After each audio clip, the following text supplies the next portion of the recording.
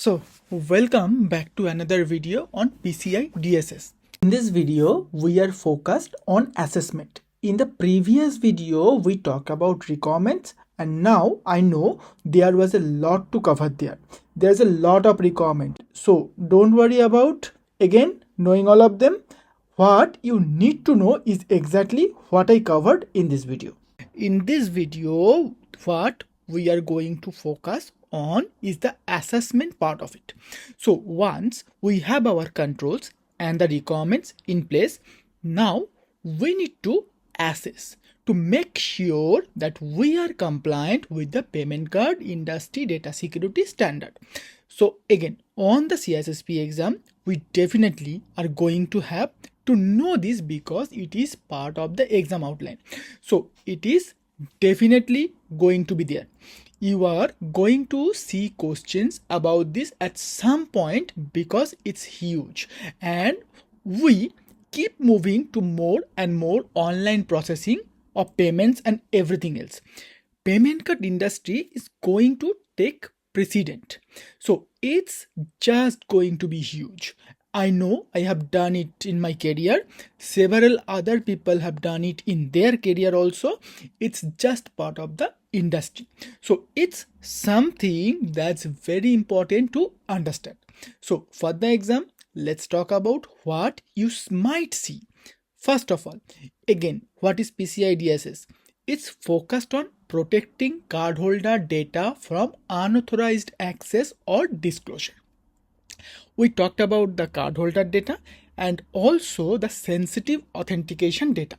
If you missed that part, go back the previous video, make sure you watch and then make sure you know that inside and out because you are going to need to know it for the exam. So we have the cardholder data and the sensitive authentication data.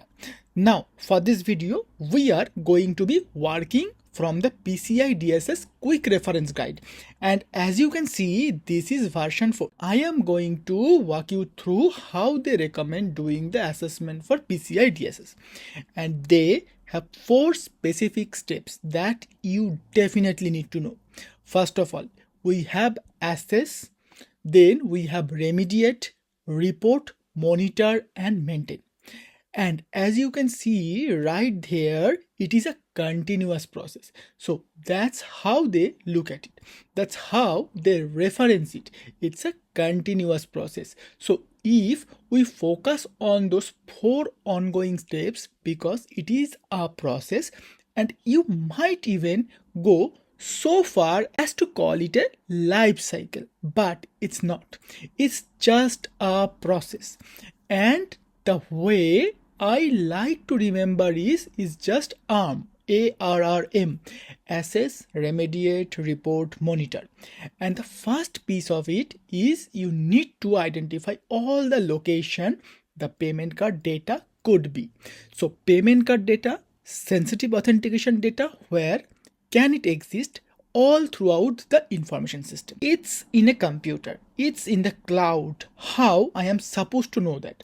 So you should know that the data being stored in the database. Now you should know that the data being archived. You should know that data being shipped to a security information and event manager like Splunk, Elastic or something like that. So you should know where this data exists. And that's part of the due care. If you are going to protect this data, you should know where it exists. And this is the hardest part for the lot of people to implement PCI, because you have to know your system really well. You have to know where your API connections are. You have to understand your network data flow, where the data moving throughout the network, and that's what we call data inventory. So you need to take data inventory of all the different assets. That could be processing, it could be collecting, it could be storing, whatever the data could exist. And again, that is the part of the cardholder data environment and the CDE. So once we know that, we understand that and we conduct our assessment, which I will get to. Once you have the findings, the next step is the process is to remediate the findings. You have findings and they are critical or they are high, you are definitely going to have to remediate them at some level. You are going to have to do something, whether you are going to mitigate, which is to reduce, or you adjudicate, which is to completely eliminate. And that's also what we call about remediate. So the same thing. So we have identified vulnerabilities, we are going to fix them. That's the idea behind remediate. Then at that point we are going to report. So we are going to document the assessment and the remediation. A lot of people like to skip documenting the assessment result, documenting the result as you find them. A lot of us like to find stuff, fix stuff, and act like it didn't happen. I am just being honest with you. That's what a lot of folks like to do. I am guilty as charged, or certainly earlier on in my career, and I am not going to say it unethical. It's just not a good practice. Okay, so you want to be upfront and honest that you found this and then remediate it. It looks good. Look, we found it and we fixed it. Not a big deal. So, and yeah, maybe it doesn't look good that a vulnerability that you should have patched or a vulnerability you should have fixed didn't get done. But at least it shows that you are doing your due diligence of doing the assessment. You are finding these things and you are fixing them. Okay, so we want to report those and include that in as much detail as possible in a report that we are going to submit for compliance. And then once we have our mitigations, our remediations, or our adjudication in place, we want to monitor and maintain. We want to monitor and maintain the cardholder data environment, the entire environment, okay, to monitor the security posture. Did our implementation work? Are the controls and the requirements still compliant? And are they effective at protecting that cardholder data or that sensitive authentication data? So again, now we are going to work out of the PCI DSS, and again this is version 4. I showed you in the last video where to go and find this and how to download it, and again just download the latest version. So it's 4.0 at the time of this recording. It might be 4.2 or 5.0, whatever it is. It might be something else, but just get the latest and the greatest version. Okay, and in this guide it will show you how to test and the 3 main ways that you are going to test or assess this requirement here. So, and you need to know this for the exam, and it's pretty much the same across the entire ISO or NIST or any other vendor or organization. How they recommend testing, it's basically going to be one of 3 things. 1, you are going to examine. 2, you are going to observe. And 3, you are going to interview. So most of the time you are going to be doing examining.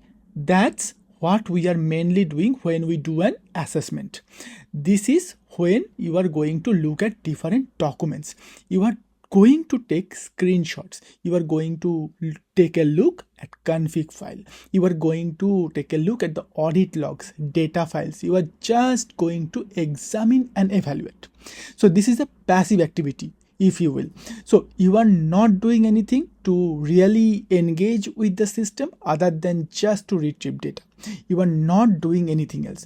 Observe, on the other hand, is when we start doing something a little bit more. This is when you are going to do things like the penetration testing and other things where you are going to watch an action and you are going to see what the system does, how the environment reacts. So maybe you attack something, you want to see if the firewall responds. If you attack something, you want to see if your extended detection and response, your XDR software response, or your DLP software response, or whatever that might be. This is when you are going to actually be actively engaging with the system and seeing how the system responds. This can be static application security testing or SAS. It could be dynamic application security testing where you are injecting SQL command or you are trying to inject some kind of false code or something just to see how maybe a web application firewall responds or how the software itself responds. It's observe and then interview when you just talk to people. When you just talk to people, you just go and you talk to the system administrator, you talk to the cloud administrator, you talk to the security administrator or engineers, architects, whoever. You just get them, in a room or call them up on a phone or just do a Zoom meeting and just talk to them. Tell me about how this web application firewall works. Tell me how the application set up. It does this and this. Here the rule set. Cool, I can examine the rule set. Can I see how it goes? Now we are switching. Let me examine the rule set. Yeah, sure, man. So log in here and you can check it out. It's right here. There you go. Okay, cool. Finding that kind of stuff. So this is what we are doing. Now the reason we do this is because we have two requirements in PCI DSS. One, we have a report on compliance, ROC. This is if you have a qualified security assessor or a QSA that will document the result. They will come in, they will assess and they will document the assessment result for PCI DSS. This ensures a consistent level of reporting. So the QSA have to go through a certain training and they get certified and all that stuff. And so they will make sure that everything is consistent and the PCI has their own document about the ROC, the report of compliance, and a template that you can use if you want to. So you can fill that out and that's pretty much keeping everything consistent in terms of what being evaluated, how it's being reported and how it's being communicated. So that template will help. Obviously, on the other hand side, there's a self-assessment questionnaire. Now, this is what most of us do. Most of us will do self-assessment questionnaire and you are going to use this by eligible merchants and service provider to report the result of a PCI DSS self-assessment. Now, obviously, a QSA doing the assessment and completing an ROC. That provides way more assurance that you are compliant versus hey, take my word for it, because that's what a self-assessment one is, and this is where you can cheat to win. Just being honest, this is what happened in the industry. We cheat to win here. Remember, I was talking about hey, we fix the stuff and then we report stuff later. That's what we do with self-assessment. But if you do it right and you do it honest, then you are going to report everything you find. This is an alternative thing. This is an alternative versus getting a QSA and paying for the assessment and all that other stuff. And you will submit the SAQ versus having to submit an ROC. Okay. And again, they have a form for this and there's the instruction and guidelines on how to go through it and complete the entire thing. And that way, again, we have some consistency and good quality communication in terms of what we are reporting in this questionnaire. Now, what merchants or service provider need to actually complete this? If you go to any of the cardholder, like in this case, this is the MasterCard, you can go to any other cardholder that's participating in PCI. They will tell you what label have to submit the ACQ or an ROC, and there are 4 different labels and you need to know this for the exam. I am going to give you a little cheat sheet here in the next slide. Looking here, you have label 1, 2, 3 and 4. Label 1 being highest, label 4 being lowest. So if you are label 4, basically you are not processing more than 20,000 transactions a year. You just have to be label 4. So you are going to fill out an SAQ. If you are label 3, you are doing an SAQ. If you are label 2, you are doing an SAQ. And then if you are label 1, you have to have an ROC. Now, nobody say you can't get an ROC from QSA, a qualified security assessor. You can do it if you want to, but you don't have to. Okay, and so why spend the money? Why spend the money? Why spend the time and make it more difficult? So if you want to look at it like this, and this is how you need to know it for the exam. Merchant level 1 is more than 6 million transaction a year. So these are the big organizations like Amazon, Shopify, Stasis of the world who are processing far more than 6 million transactions per year. They are merchant level 1. So they will need a report on compliance and they will need it done through a QSA. They have no option to submit a QSA. They have no option to submit a SAQ. You cannot do a self-assessment if you are them. Okay. Merchant level 2, 1 to 6 million transaction per year. Level 3, 20,000 to 1 million transaction per year. And level 4, less than 20,000 transaction per year. Okay, that is your cheat sheet. Less than 20,000, 20,000 to 1 million. 1 million থেকে 3 million. Level 3 কোনটা?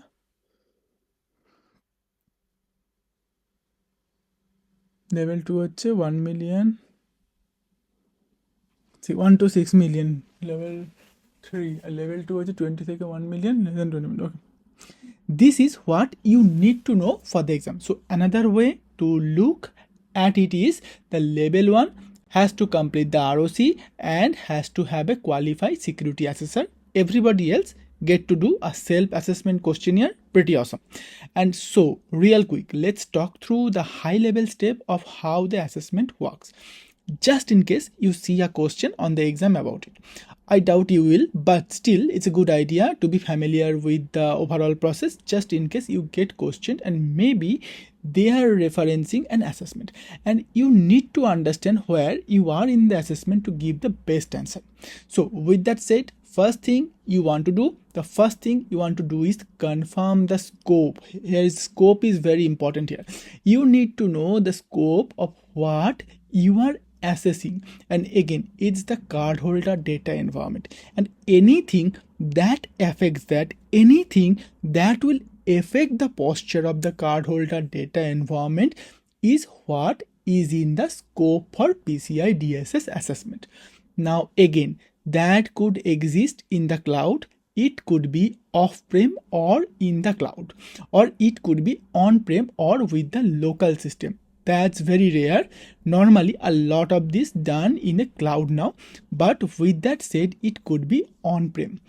You could be service provider performing the PCI DSS in the data center. So now everything on premises and you are doing it there.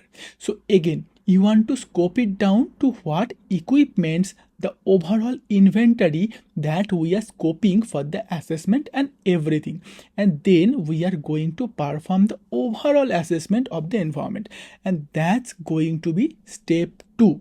That's when we conduct the assessment against those 12 high level requirements and all the sub requirements. Then we are going to complete the applicable report, whether it's going to be the SAQ or the ROC. Level 1 merchants have to do ROC. Everybody else does a self-assessment questionnaire.